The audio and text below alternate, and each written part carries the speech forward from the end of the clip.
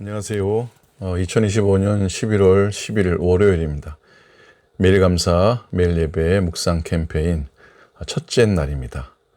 오늘 말씀 가운데 또 감사의 풍성함을 누릴 수 있기를 소원합니다.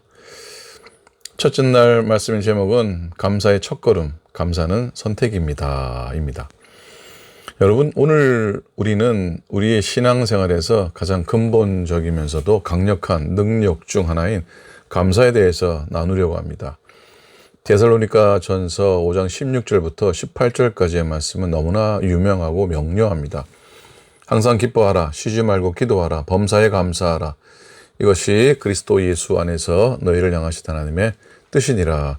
이 세 가지 계명은 우리를 향한 하나님의 분명한 뜻입니다. 그리고 이 세 가지는 모두 긴밀하게 연결되어 있지만 그 중에서도 오늘 저는 범사에 감사라는 명령에 주목하고 싶습니다. 여러분, 감사는 감정이 아닌 신앙의 선택입니다. 많은 사람들은 감사를 기분 좋은 날, 모든 일이 잘 풀리는 특별한 순간에 자연스럽게 우러나오는 감정의 반응이라고 생각합니다. 월급을 받았을 때나 병이 나았을 때나 좋은 일이 생겼을 때 감사하다라고 말하는 것은 어렵지 않습니다. 하지만 성경은 우리에게 그 이상의 것을 요구합니다. 바로 범사에 감사하라입니다. 범사란 무엇입니까? 좋은 일뿐만 아니라 예상치 못한 어려움, 고난, 역경, 심지어 이해할 수 없는 순간까지 모든 일에 감사하라는 뜻입니다. 우리가 감사를 선택해야 하는 이유가 바로 여기에 있습니다. 감사는 환경에 따라 오르락 내리락 하는 감정이 아닙니다. 감사는 우리의 신앙이 외부 환경에 무릎 꿇지 않겠다는 영적인 결단입니다. 또 우리의 삶을 향한 하나님의 뜻을 인정하는 신앙의 첫걸음입니다. 여러분, 감사는 현실을 해석하는 눈입니다.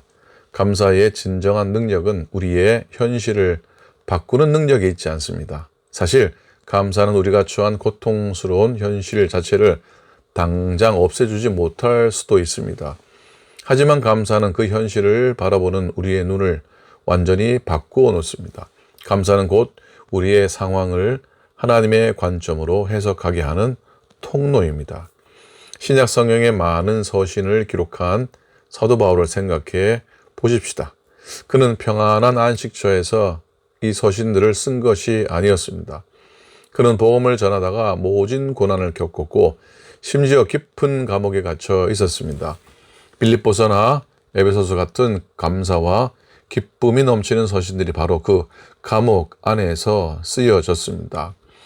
바울은 감옥이라는 최악의 환경 속에서도 감사하라고 권면했습니다. 왜? 그는 감옥에서도 감사할 수 있었을까요?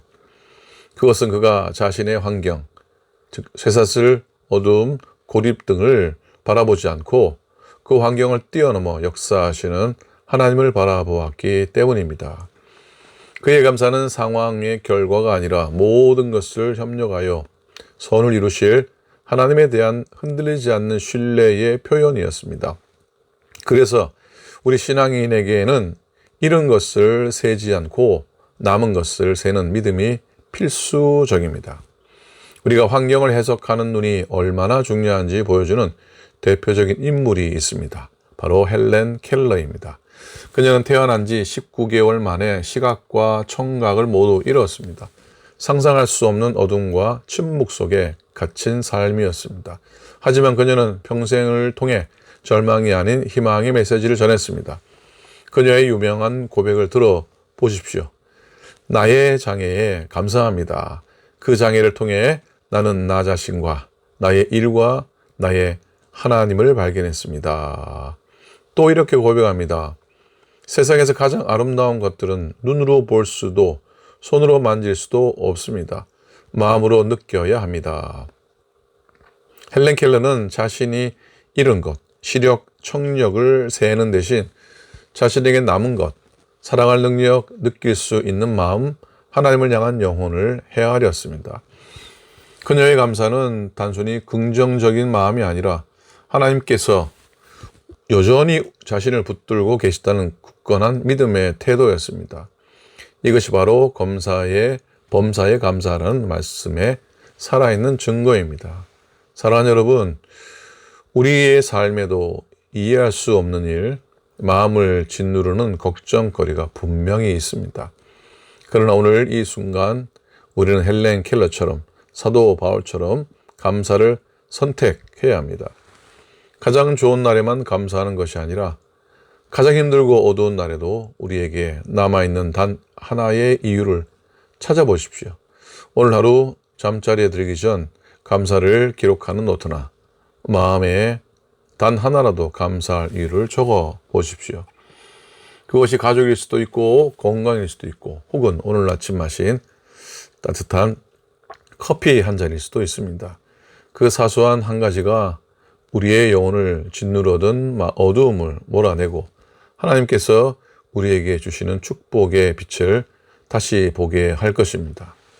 감사의 선택은 우리의 영혼을 자유케 하고 하나님의 뜻 안에 거하게 하는 열쇠입니다. 오늘 그 감사의 열쇠로 하루의 삶의 문을 열고 감사로 걸어가시기를 주님의 이름으로 축복합니다. 아멘. 기도하겠습니다. 주님, 상황이 아니라 믿음으로 감사하게 하소서.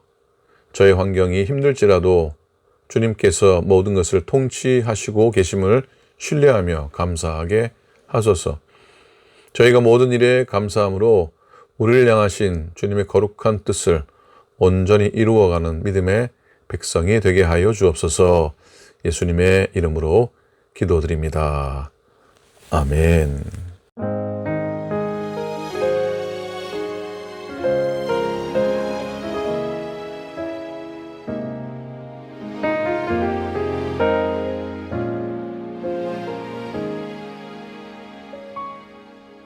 내게 주어진 하루를 감사합니다.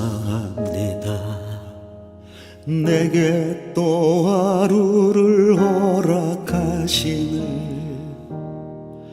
이 하루도 헛되이 보내지 않으며 살기 원합니다. 이런 은총 받을 만한 자격 없지만 주의 인자하심 힘입음으로 이 하루도 내게 주어졌음이 나여 감사드립니다.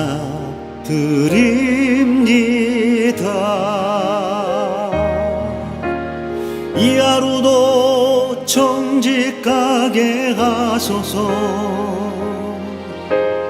이 하루도 친절하게 하소서. 내가 만나는 모든 사람들에게 자비를 베풀게 하소서.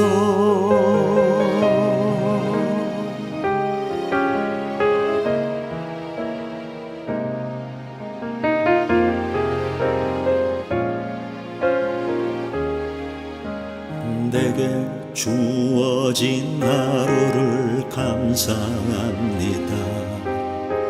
내게 또 하루를 허락하심을 즐거운 일이든 혹 슬픈 일이든 감사드립니다.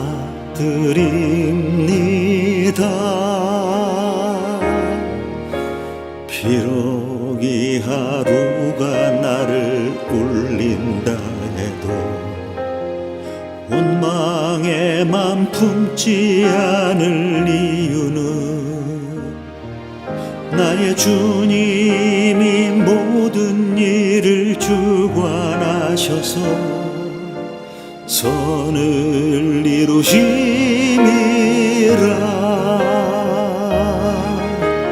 이 하루도 평화롭게 하소서. 이 하루도 강건하게 하소서. 험한 폭풍이 몰아치는 중에도 평강을 하소서. 이 하루도 성실하게 하소서. 이 하루도 순종하게 하소서. 나의 마음을 아프게 만드는 이들에게 은총을 베풀게 하소서. 행복을 빌게 하소서. 축복을 베풀게 하소서.